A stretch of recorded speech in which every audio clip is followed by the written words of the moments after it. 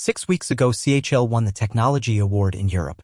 36 experts voted on the best technological innovation worldwide. Guess what? One set, ATL's new lithium phosphate batteries, which have a higher energy density, can charge up to 500 kW charging speeds, even in -30 degrees Fahrenheit temperatures, and they're also no more expensive than their previous lithium-ion phosphate batteries. In other words, they are the cheapest batteries in the world. It's been reported by US media that Tesla will, in joint partnership with CATL, the Chinese battery company, the biggest in the world, open battery production lines at their factory in Las Vegas, Nevada, the Gigafactory in Nevada. It's been reported these batteries will be used for megapacks, so Tesla's enormous energy storage battery products, which use lithium phosphate batteries, but I think you'd have to be a bit insane to believe that story. I think Tesla's just telling that narrative so it could keep Republicans off its backs. Republicans are trying to force the government to intervene to prevent Ford from doing a similar deal with CATL. You can almost guarantee Tesla won't just use these batteries in megapacks. It'll be using them in new electric cars, in particular in the new Model 2. Tesla has just revealed what is unquestionably their best decision in the past year. The United States car market is the most important car market for Tesla worldwide, and China is very important, but it's definitely the US where Tesla makes a huge amount of profit, but it sells the largest number of vehicles, and it's where Tesla pays more money for batteries than anywhere else. The price Tesla pays for lithium-ion phosphate batteries that it gets from CATL in China is insanely low. Many people believe it's at around $80 per kilowatt-hour, meaning a fraction of the price it pays for batteries from its Panasonic joint venture and for 4,680 cells in the US. But now this decision to manufacture lithium-ion phosphate battery cells at its factory in Las Vegas in Nevada will completely change Tesla's situation. Now, I've been saying this would happen for a while now. It's nice to be vindicated, but to be honest, that's not really what I care about. What I care about is the success of EVs. This unquestionably will give Tesla a pricing advantage over its competition. It will make other car makers look silly. General Motors should have made this decision a long time ago.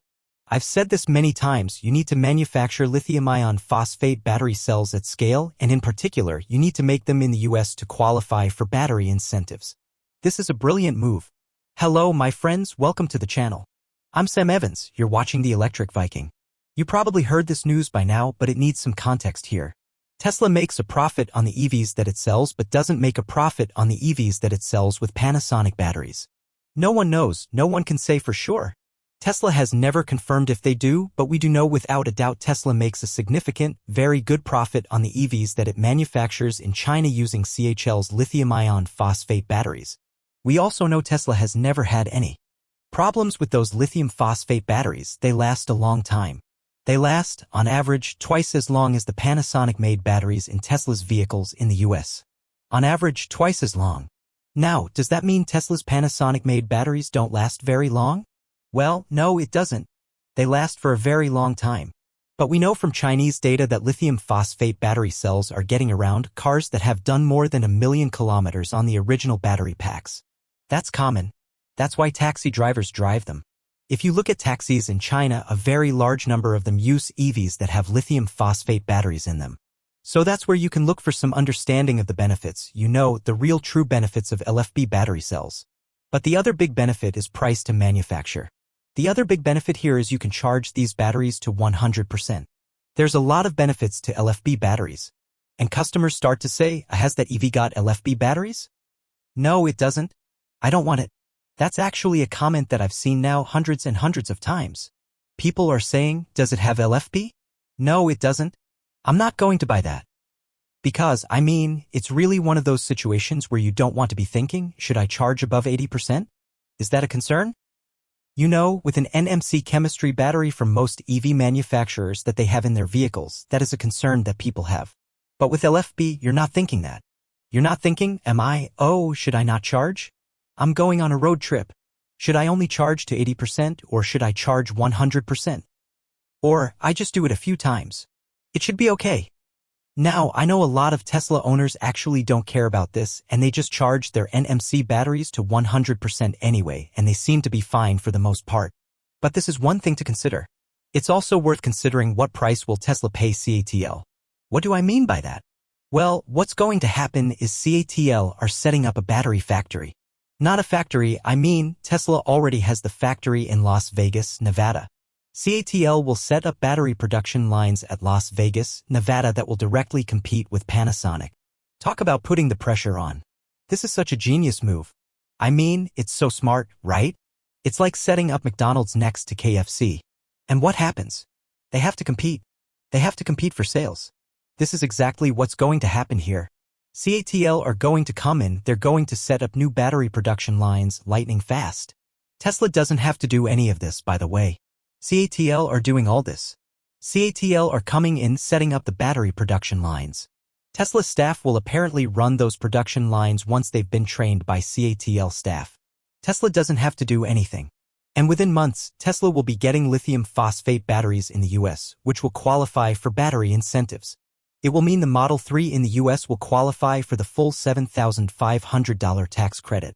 And Tesla will pay less for those batteries for the Model 3 and for other vehicles. Well, for the new affordable Model 2 in particular. That's probably where they'll go.